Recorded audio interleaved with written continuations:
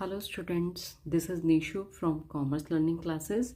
तो स्टूडेंट्स, आज के हम इस वीडियो लेक्चर में डोमेस्टिक टेरिटरी के बारे में पढ़ेंगे कि डोमेस्टिक टेरिटरी क्या होता है और क्या क्या चीज़ें हमारी डोमेस्टिक टेरिटरी के अंदर इंक्लूड होती हैं और क्या क्या चीज़ें हमारी डोमेस्टिक टेरिटरी के अंदर इंक्लूड नहीं की जाती हैं। तो स्टूडेंट्स, हम स्टार्ट करते हैं अपना कंसेप्ट। डोमेस्टिक टेरिटरी होता क्या है, कंसेप्ट ऑफ डोमेस्टिक टेरिटरी। तो students, it refers to the geographical territory administered by a government within which person, goods and capital circulate freely. Well student, domestic territory हमारा एक geographical area होता है, हमारी ऐसी पॉलिटिकल फ्रंटियर होता है जो कि एक गवर्नमेंट के द्वारा जिसको एडमिनिस्ट्रेटेड किया जाता है कि विद इन एंड विच, कि उस एरिया के अंदर जो पर्सन्स होते हैं, गुड्स होती हैं एंड कैपिटल फ्रीली सर्कुलेट कर सकती हैं। इट मीन्स कि ये हमारा पॉलिटिकल फ्रंटियर होता है, हमारी कंट्री का एक पॉलिटिकल फ्रंटियर होता है जिसमें हम कैपिटल, गुड्स एंड पर्सन्स को फ्रीली सर्कुलेट कर सकते हैं।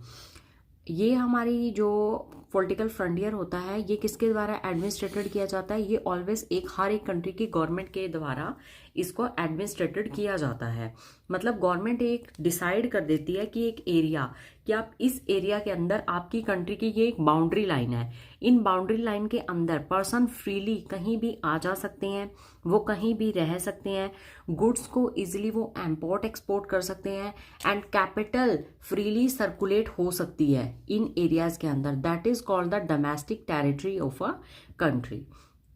अब हम स्टूडेंट बात करेंगे कि डोमेस्टिक टेरिटरी के अंदर क्या क्या चीज़ें इंक्लूड होती हैं और किन किन चीज़ों को हम एक्सक्लूड करते हैं अपनी डोमेस्टिक टेरिटरी के अंदर। वेल स्टूडेंट, सबसे पहले हम बात करेंगे कि क्या क्या चीज़ें हमारी इंक्लूड होती हैं। इट इंक्लूड्स, सबसे फर्स्ट ऑफ ऑल तो student, political frontier of the country. हमारी कंट्री का पॉलिटिकल फ्रंटियर मतलब जितना भी एरिया है हम उसके अंदर हम उस एरिया के अंदर फ्रीली सर्कुलेट कर सकते हैं अपनी गुड्स को, अपने पर्सन्स को एंड कैपिटल को। आफ्टर दैट स्टूडेंट हम चलते हैं ships and aircrafts. After that student हम चलते हैं ships and aircraft owned by and operated by the normal resident between 2 और मोर कंट्रीज। वेल स्टूडेंट, मान लीजिए कोई इंडिया का एयरक्राफ्ट है, वो डेली इंडिया से ऑस्ट्रेलिया जाता है। Clear student? और वो किसके द्वारा उसको चलाया जाता है? उसका जो पायलट है वो एक इंडियन है। Clear student? अब वो डेली जो भी एयरक्राफ्ट है वो डेली कहाँ जाता है? ऑस्ट्रेलिया के अंदर जाता है। तो वो जो इंडियन पायलट है वो काम किसके लिए कर रहा है? वो काम हमारी कंट्री के लिए कर रहा है, वो काम इंडिया के लिए। हमारा जो एयरक्राफ्ट है वो डेली ऑस्ट्रेलिया में लेके जाता है। वेल स्टूडेंट, वो पायलट जो डेली अपना एयरक्राफ्ट इंडिया से ऑस्ट्रेलिया में लेके जाता है वो एक इंडियन पायलट के द्वारा उसको चलाया जाता है। तो वो कहाँ का नॉर्मल रेजिडेंस माना जाएगा स्टूडेंट्स? वो हमेशा हमारी ही कंट्री का नॉर्मल, एक इंडिया का ही नॉर्मल रेजिडेंस माना जाता है, क्योंकि वो इंडिया के लिए काम कर रहा है। उसका जो इकोनॉमिक इंटरेस्ट है वो कहाँ लाइज करता है? इंडिया के अंदर ही लाइज करता है। उसको सैलरी कौन दे रहा है? उसको सैलरी दी जा रही है किसके द्वारा? इंडियन गवर्नमेंट के द्वारा। सो दैट उसका जो इकोनॉमिक इंटरेस्ट है वो हमारी कंट्री के साथ ही जुड़ा हुआ है।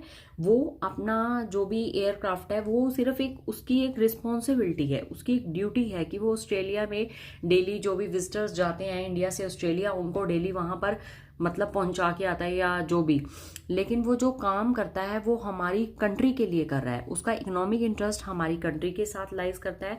उसकी जो स्पेंडिंग है, अर्निंग है एंड एक्यूमुलेशन है वो सब हमारी कंट्री के साथ जुड़ा हुआ है। सो दैट वो हमारी ही डोमेस्टिक टेरिटरी का पार्ट माना जाता है।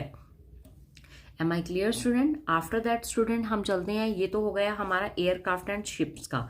उसके बाद हम बात करेंगे fishing vessels, oil and natural gas rigs. जो नेचुरल गैस के कंटेनर्स आते हैं, रिग्स का मतलब होता है हमारे कंटेनर्स नेचुरल गैसेस के, and floating platform operated by resident of a country in the international water where they have exclusive rights.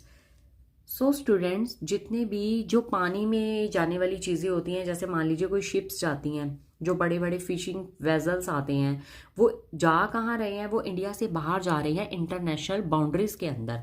But वो जो काम कर रहे हैं वो हमारी डोमेस्टिक टेरिटरी के लिए वो काम कर रहे हैं। मतलब उनको एक एरिया गवर्नमेंट के द्वारा एथोराइज्ड वो एरिया मिला हुआ है कि आप उसमें जाकर काम कर सकते हो।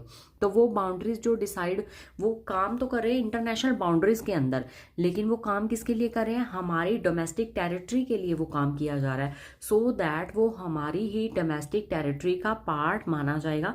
क्योंकि वो जो भी काम करके आते हैं उसका जो भी वहाँ से, मतलब गुड्स का जो भी गुड्स वहाँ से लेके आ रहे हैं, वो गुड्स सारी कहाँ आएंगी? हमारी डोमेस्टिक टेरिटरी के अंदर आएगी। उन गुड्स का यूज़ किसके लिए किया जाएगा? हमारी डोमेस्टिक टेरिटरी के अंदर किया जाएगा। वो पर्सन काम किसके लिए कर रहे हैं? वो इंडियन गवर्नमेंट के लिए काम कर रहे हैं, और वो कहाँ का पार्ट माना जाएगा?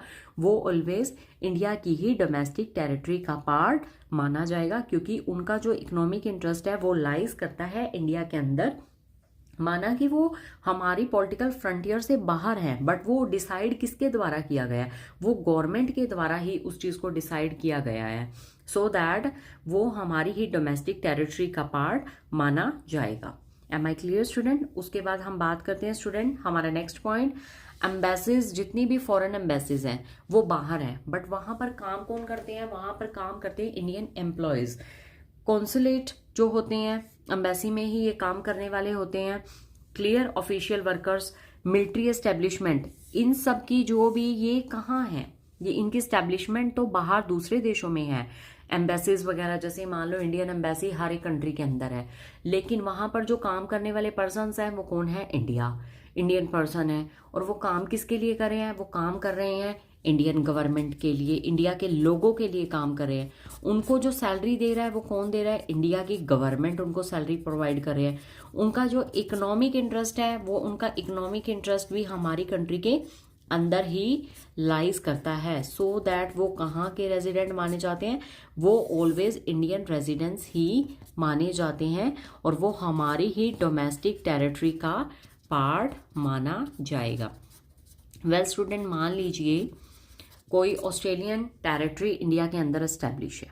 Clear students? तो उसमें जो भी ऑस्ट्रेलियंस काम कर रहे हैं, तो वो किसके लिए कर रहे हैं? क्या वो इंडियंस के लिए काम कर रहे हैं? नहीं। मान लीजिए जो ऑस्ट्रेलिया के विजिटर्स हैं वो डेली इंडिया के अंदर आते हैं, तो वो जो भी काम किया जा रहा है वो ऑस्ट्रेलियन एम्बेसी के जो भी ऑफिशियल वर्कर्स हैं वो ऑस्ट्रेलिया के लोगों के लिए काम कर रहे हैं। उनका जो इकोनॉमिक इंटरेस्ट है वो अपनी कंट्री से जुड़ा हुआ है।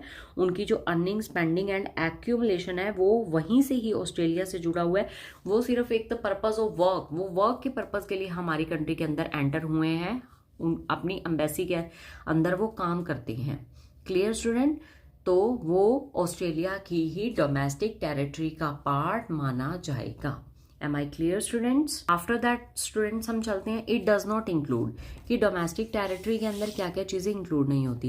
Embassies, consulate and military establishment of a foreign country, मैं ये पॉइंट आपको क्लियर कर चुकी हूँ। मान लीजिए कोई ऑस्ट्रेलियन एम्बेसी या कोई भी अमेरिकन एम्बेसी इंडिया के अंदर बनी हुई है, लीजिए कोई भी ऑस्ट्रेलियन एम्बेसी वो एस्टैब्लिश हुई है इंडिया के अंदर।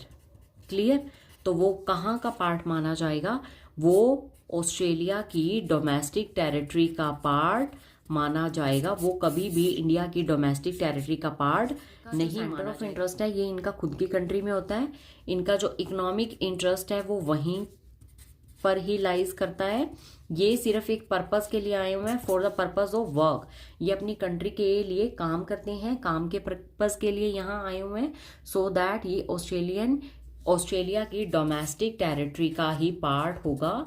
ये इंडियन डोमेस्टिक टेरिटरी का पार्ट नहीं माना जाएगा। Am I clear students? After that student हम चलते हैं, जितनी भी इंटरनेशनल ऑर्गेनाइजेशन है, UN, WHO, WTO world trade organisation, health organisation, IMF, international monetary fund, ये सारी की सारी मान लीजिए हमारी जियोग्राफिकल बॉर्डर्स के अंदर स्टैब्लिश हैं। मान लीजिए students IMF, UNO, united nation organisation, WTO world trade organisation, ये तीनों ऑर्गेनाइजेशंस हमारी कंट्री के अंदर बनी हुई है। बट इसमें जितने भी वर्कर्स काम कर रहे हैं वो अलग अलग 20, 30, 40 नेशंस के वर्कर काम कर रहे हैं। तो क्या ये इंडिया की डोमेस्टिक टेरिटरी का पार्ट माना जाएगा?